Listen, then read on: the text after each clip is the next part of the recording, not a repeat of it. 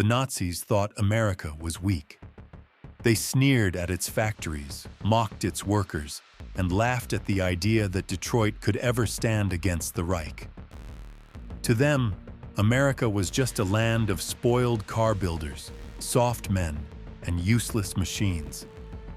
But when the war came, Detroit transformed, and what the Germans saw left them stunned: propaganda and arrogance. Inside Germany, the idea that America was weak was not a casual opinion. It was a doctrine, drilled into the minds of both soldiers and civilians. At the very top, Hitler set the tone. He dismissed the United States as a mongrel nation, a land of immigrants too divided to stand together. To him, America was nothing but a patchwork of races and classes, incapable of the discipline and unity that the Reich claimed as its strength. His generals echoed these beliefs. In their briefings, they assured troops that American factories were soft, inefficient, and incapable of sustaining modern war.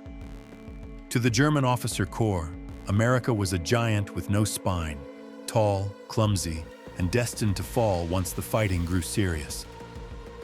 Nazi propaganda took this arrogance and spread it everywhere. In newspapers and radio broadcasts, America was mocked as a country of greedy businessmen, corrupt politicians, and spoiled workers. Films showed American factories as chaotic, filled with men who cared only about money, not sacrifice. Posters portrayed the United States as a place of luxury, jazz, and decadence, a society too soft to endure hardship. Ordinary Germans absorbed the message. Soldiers at the front joked that America could never fight without its machines, and even those machines, they claimed, were second-rate compared to German engineering. The average German believed that American tanks were toys, that its planes were flimsy, and that its ships were nothing more than floating coffins. This arrogance was more than overconfidence. It was a kind of shield. For men marching into battle, it was easier to believe their enemy was weak than to face the possibility that they might be strong. By mocking America, German soldiers protected their pride and steadied their nerves. Even as reports trickled in about America's massive industrial mobilization, many dismissed them as exaggerations. Impossible, they said. The Americans don't have the discipline for that. They don't have the blood. But this illusion could not last forever. For while Germans laughed across the ocean, Detroit's factories were waking up. And soon, the arrogance that had once steadied German hearts would collapse under the weight of an enemy they never truly understood. The arsenal awakens. Across the Atlantic, while Nazi propaganda mocked and sneered, a transformation unlike anything in history was taking place. Detroit, once the proud capital of America's automobile empire, was changing overnight. Factories that had produced shiny Buicks and Fords were stripped of their chrome and leather. The same assembly lines that once turned out family cars were retooled to forge tanks, bombers, and jeeps. This was not just production. It was mobilization on a scale the world had never seen. Henry Ford's Willow Run plant became legendary.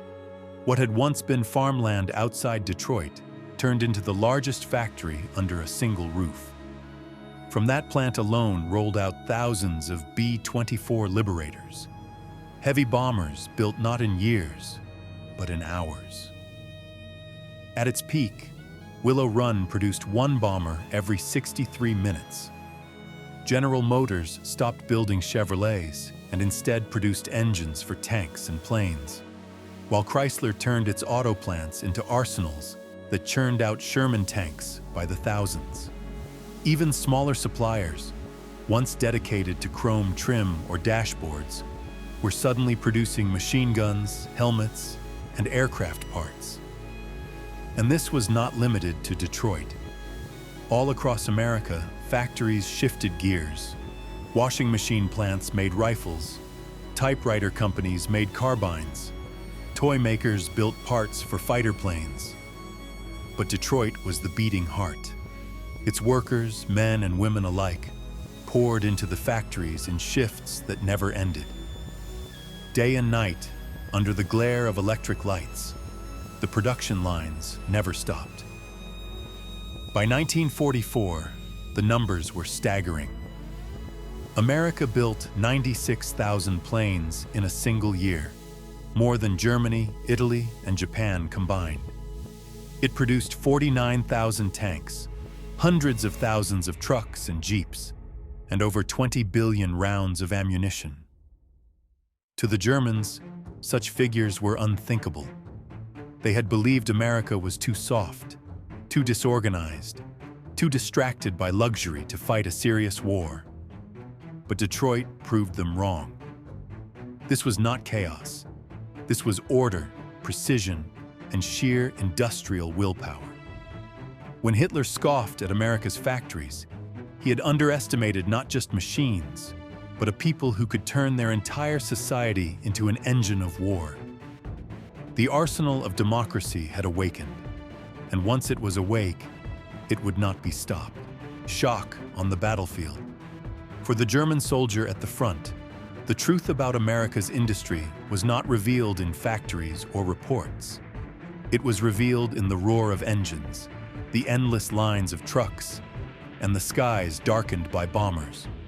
On the roads of France, convoys of American vehicles stretched farther than the eye could see. Jeeps, trucks, half-tracks, and tanks rolled forward in numbers the Wehrmacht had never imagined. To German infantry, used to horse-drawn wagons and supply shortages, it was like watching an entire nation move on wheels. The Luftwaffe pilots who looked to the skies saw an even harsher reality. Day after day, formations of B-17 and B-24s, hundreds at a time, thundered toward German cities and factories. Each wave dropped more explosives than the Reich could hope to replace. And when one formation was shot down, another appeared the very next morning. On the ground, tank crews felt the weight of Detroit's output. For every Panther or Tiger destroyed, 2 more American Shermans rolled onto the battlefield. They were not always the best tank, but they were always there, in numbers Germany could not match. Prisoners later admitted their disbelief. "We thought the Americans could not fight without machines," one German officer confessed. "Then we saw how many machines they had." The psychological impact was crushing. German divisions, once proud of their discipline, now faced an enemy that never seemed to run out. Ammunition, fuel, replacements. The Americans had it all, and they had it everywhere. The arrogance that had once steadied German hearts began to collapse. Propaganda could no longer hide the truth. America was not weak. It was overwhelming. And on the battlefield, that truth could not be denied: Detroit's power. What shocked the Germans most was not just the weapons themselves. It was the scale, the speed, the organization behind it all. Detroit had turned the science of mass production into a weapon of war. Tanks rolled off assembly lines faster than German mechanics could repair the ones they had. Bombers left Willow Run in such numbers that the Luftwaffe could not shoot them down fast enough. For every ship sunk in the Atlantic, another was already crossing behind it. This was not chaos, it was order.